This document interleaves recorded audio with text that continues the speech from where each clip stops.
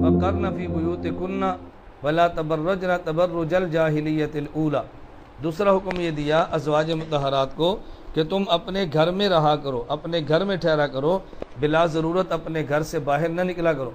ولا تبرجن تبرج الجاہلیت الاولی، اور جیسے جاہل لوگ ان پڑھ عورتیں جس طرح وہ فیشن کر کے اور بن سور کے باہر نکلتی ہیں، ایسے پردہ دار خاتون کو باہر نکلنا جائز نہیں اور بالکل ناجائز اور حرام ہے۔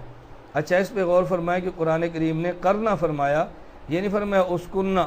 ایک ہوتا ہے سکونت، گھر میں رہنا، ایک ہوتا ہے قرار۔ قرار اور سکونت میں بڑا فرق ہے۔ محض رہنے کو سکونت کہتے ہیں اور جم جانے کو قرار کہتے ہیں۔ مطلب یہ ہے کہ کسی بھی حالت میں عورت کو اگر کوئی شدید ضرورت نہ ہو تو گھر سے باہر نہیں نکلنا چاہیے۔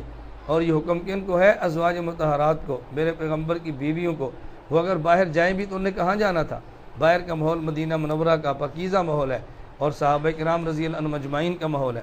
اس لیے ہمیں حکم دیا گیا کہ بلا ضرورت عورت گھر سے باہر نہ نکلے، اور باہر جانا بھی پڑے تو پردہ کر کے جائیں، اور پردہ بھی اس قسم کا کریں کہ جسے شریعت پردہ کہتی ہے۔ ہمارے یہاں بس اوقات پردہ کرنے کے لیے ایسے برقعے کا اہتمام کیا جاتا ہے کہ جس برقعے پہ کڑھائی، جس برقعے پہ پھول، اور اس برقعے میں فیشن اتنے زیادہ ہوتے ہیں کہ اگر برقعہ نہ ہوتا تو شاید لوگ اتنے متوجہ نہ ہوتے جتنا اس برقعے نے متوجہ کر دیا ہے۔ اس لیے برقعہ بھی سادہ لیں، اور ایسا برقعہ کبھی نہ پہنیں کہ جس سے بڑی عمر کی عورت بھی چھوٹی لگے۔ بس ایسا برقعہ پہنے کہ جس میں چھوٹی عمر کی عورت بھی بڑی عمر والی محسوس ہو، تاکہ عام آدمی کو ہمت اور جرأت ہی نہ ہو بات کرنے کی۔ تو دو باتیں فرمائیں، نمبر 1 گھر میں ٹھہرو اور بلا ضرورت گھر سے باہر نہ نکلو، اور نمبر 2 جب ضرورت پڑے گھر سے نکلنا بھی ہو تو پھر بھی پردے کا بہت زیادہ اہتمام کرنا چاہیے۔ رسول اکرم صلی اللہ علیہ وسلم نے ارشاد فرمایا کہ جب عورت گھر سے نکلتی ہے تو شیطان کی نگاہیں اس پہ پڑتی ہیں اور ہر وقت وہ چکنے کی فکر میں رہتا ہے۔ اسی طرح جب عورت کو گھر سے نکلنا پڑے، زیب و زینت کا اہتمام نہ کرے اور فیشنیبل عرض برتے کا اہتمام نہ کرے، اور نمبر 3 خوشبو کا اہتمام نہ کرے۔